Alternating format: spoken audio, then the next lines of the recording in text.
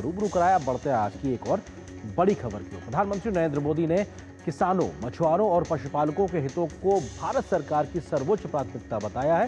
उन्होंने कहा कि इन वर्गों के अधिकारों और हितों की रक्षा के लिए वे व्यक्तिगत रूप से कोई भी कीमत चुकाने को तैयार है। उन्होंने ये भी दोहराया कि भारत अपने अन्नदाताओं के साथ कभी कोई समझौता नहीं करेगा। प्रधानमंत्री मोदी आज नई दिल्ली स्थित ICAR पूसा में आयोजित SM स्वामीनाथन शताब्दी अंतर्राष्ट्रीय सम्मेलन को संबोधित कर रहे थे और उन्हें भारत में कृषि क्षेत्र को आत्मनिर्भर टिकाऊ बनाने की दिशा में प्रोफेसर स्वामीनाथन के योगदान को याद करते हुए उन्हें श्रद्धांजलि भी दी।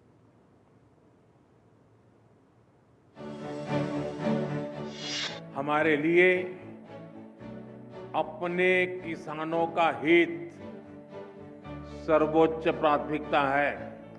भारत अपने किसानों के, पशुपालकों के और मछुआरे भाई बहनों के हितों के साथ कभी भी समझौता नहीं करेगा। मैं जानता हूं व्यक्तिगत रूप से मुझे बहुत बड़ी कीमत चुकानी पड़ेगी, लेकिन मैं इसके लिए तैयार हूं। मेरे देश के किसानों के लिए, मेरे देश के मछुआरों के लिए, मेरे देश के पशुपालकों के लिए आज भारत तैयार है। भारत को आंख दिखाने की कोशिश करने वाली ताकतों को प्रधानमंत्री नरेंद्र मोदी का दो टूक जवाब। देश के हितों से समझौता न करने का संकल्प भी प्रधानमंत्री नरेंद्र मोदी ने ऐसे व्यक्ति को समर्पित कार्यक्रम के दौरान लिया जिन्होंने देश में हरित क्रांति की अगुवाई कर खाद्यान्न के मामले में देश को आत्मनिर्भर बनाया। प्रोफेसर MS स्वामीनाथन मां भारती के सपूत थे। उन्होंने विज्ञान को जन सेवा का माध्यम बनाया।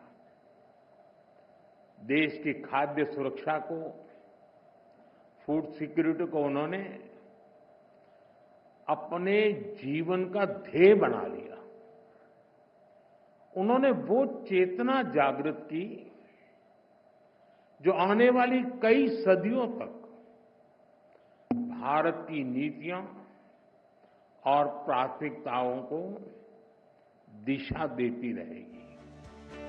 MS स्वामीनाथन शताब्दी अंतर्राष्ट्रीय सम्मेलन के उद्घाटन अवसर पर एक स्मारक सिक्का और शताब्दी स्मारक डाक टिकट भी जारी किया। MS स्वामीनाथन शताब्दी अंतर्राष्ट्रीय सम्मेलन का विषय सदाबहार क्रांति, जैव खुशहाली का मार्ग रखा गया है। डॉक्टर स्वामीनाथन ने वर्षों पहले ये सुझाव दिया था कि मैंग्रोव की जेनेटिक क्वालिटी को धान में ट्रांसफर किया जाना चाहिए। इससे फसलें भी जलवायु के अनुकूल बनेगी। आज जब हम क्लाइमेट एडेप्शन की बात करते हैं तो महसूस होता है कि वो कितना आगे की सोचते थे। साथियों, आज दुनिया भर में बायोडायवर्सिटी को लेकर चर्चा होती है।